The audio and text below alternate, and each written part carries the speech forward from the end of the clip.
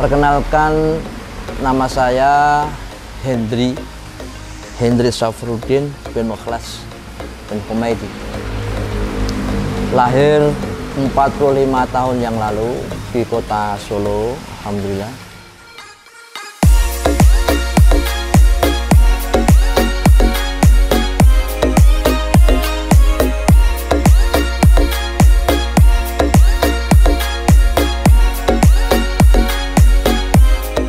Berawal dari kakek saya yang namanya Mbah Humaydi. Itu dulu beliau awal mula jualan mebel itu adalah membuat dari nol. Dia beli kayu, kemudian dipotong, dibikin meja, dibikin kursi atau istilahnya dingklik. Setelah jadi, berpikir bagaimana caranya biar laku.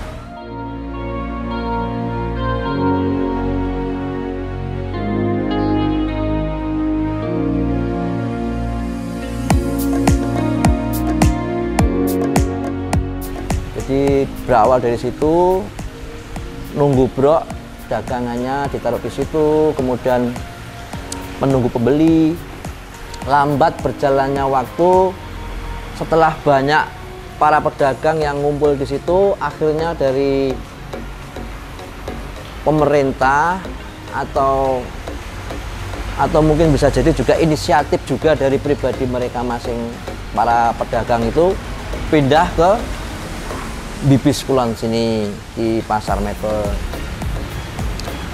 Seiring berjalannya waktu, yaitu tahun 77, pindah dari Kepatian menuju ke Pasar Mebel sini. Dari tahun 77 sampai sekarang, yaitu tahun 2021, akhirnya pemerintah berinisiatif untuk membangunkan pasar mebel menjadi yang lebih baik, dengan catatan para pedagang untuk pindah ke daerah Mojo, Gulon. Kemudian yang di pasar mebel sini didirikan IKM, yaitu industri kecil menengah, oleh pemerintah. Untuk apa? Untuk kemajuan daripada hasil produktivitas daripada mebel itu sendiri.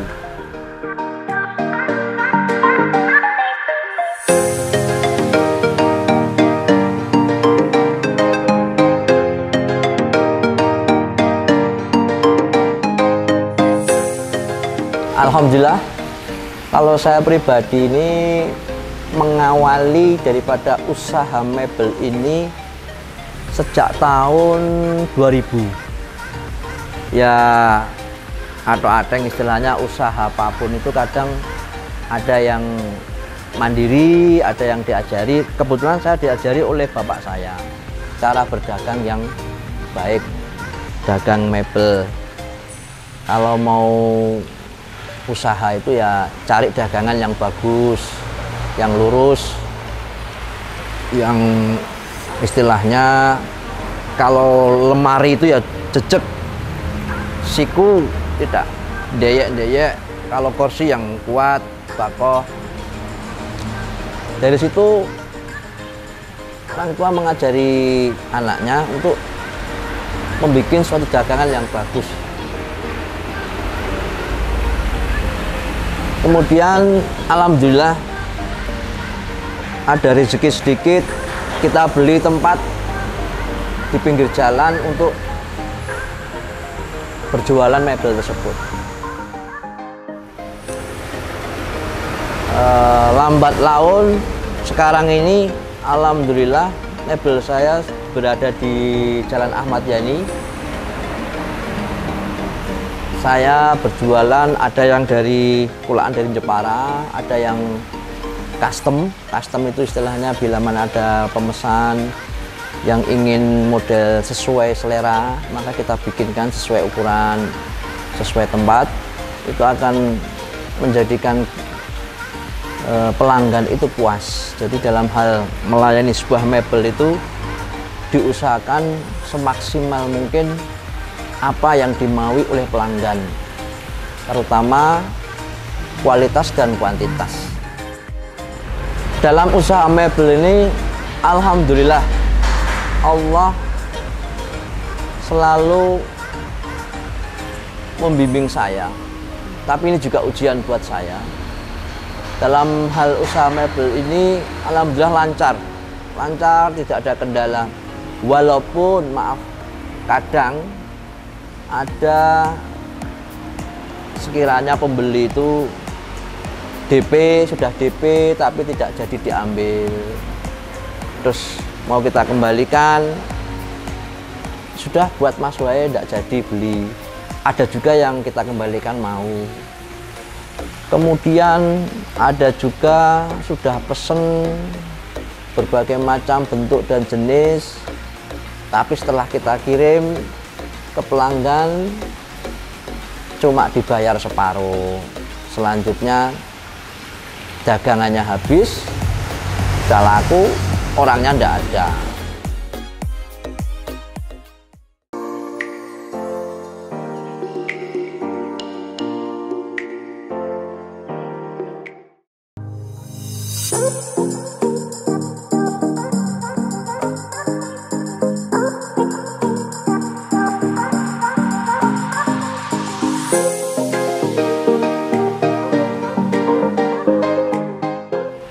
Alhamdulillah, walaupun dalam hal usaha mebel ini kita kadang kepada tukang yang kita peseni atau istilahnya produksi, jadi kita ini produksi juga tapi punya karyawan yang mana kita sudah memberikan ukuran, sudah memberikan kualitas bahan.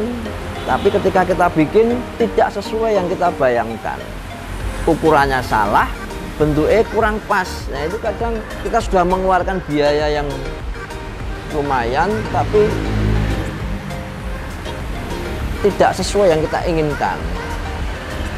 Katakanlah rugi, walaupun tidak rugi banyak, tapi kan itu merupakan apa ya, bikin grundele dari seorang pedagang. Menyita waktu, menyita materi, dan sebagainya. Jadi begini saudara, mebel ini ketika kita mendapatkan pesanan yang sangat banyak, itu rasanya senengnya ramum. Tapi ya istilahnya tidak tahu seneng enggak. Seneng itu punya tanggung jawab terhadap pesanan yang banyak, berarti orang percaya kepada kita, memberikan kepercayaan pada saya waktu itu. Seneng tapi yo mikir tanggung jawabnya dengan dagangan yang dipesan banyak itu. Dengan demikian kan bercapek-capek dahulu, bersusah-susah dahulu, maka kita akan menikmati setelah mebel jadi akan mendapatkan hasil yang cukup lumayan. Mebel atau usaha kayu itu tidak lepas dari sebuah seni. Bila mana orang itu, pelanggan atau konsumen itu melihat itu istilahnya sek sama hatinya, maka berapapun harganya dia beli. Mahal tidak apa-apa, karena saya seneng seperti itu mebel. Ada yang juga yang pada mebelnya bagus dia omongin jelek.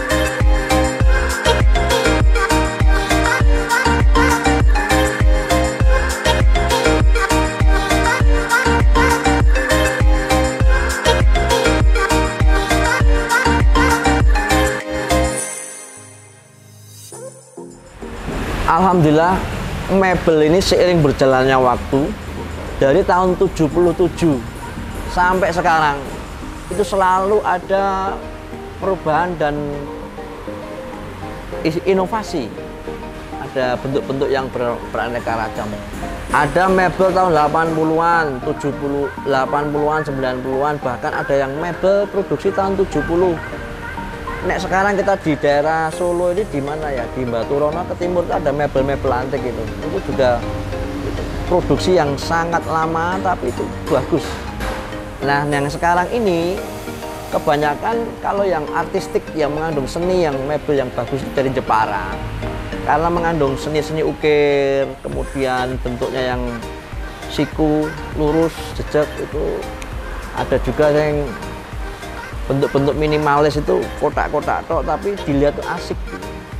Nah, pelanggan akan yakin kepada kita dan akan malah seneng gitu untuk menjadikan apa yang kita produksi itu lebih bersemangat. Satu, jujur dengan apa yang kita jual, kemudian jaga kualitas, kuantitas,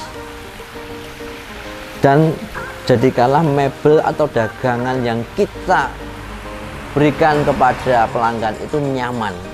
Itu sudah paling enak. Seperti itu, Mas.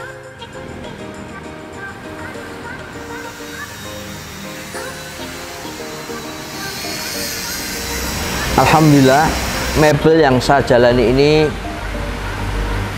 atau usaha dagang mebel yang saya jalani ini merupakan wasilah atau jalan atau istilahnya ya rezeki yang dititipkan Allah sama saya, sama keluarga saya, dan sama teman-teman semuanya. Apapun bentuknya usaha itu, kita jadikan usaha mebel ini sebagai ladang untuk beribadah. Seperti itu. Apapun hasilnya, entah itu uang ataupun barang-barang yang kita miliki, bila kita landaskan untuk ibadah, misalkan maaf contohnya dapat keuntungan sedikit, uangnya kita belikan makanan atau minuman, kita makan, dan kita makan ini lillahi ta'ala untuk ya Allah biar sholat saya khusyuk kuat, ya Allah jadikanlah rezeki saya ini manfaat untuk orang yang menginginkan, untuk apa masakin. Jadi kedepannya kita jadikan usaha mebel ini atau usaha apapun yang dimiliki oleh para rekan-rekan semuanya sebagai wasilah untuk ibadah. Seperti itu. Insya Allah akan bermanfaat di dunia dan di akhirat.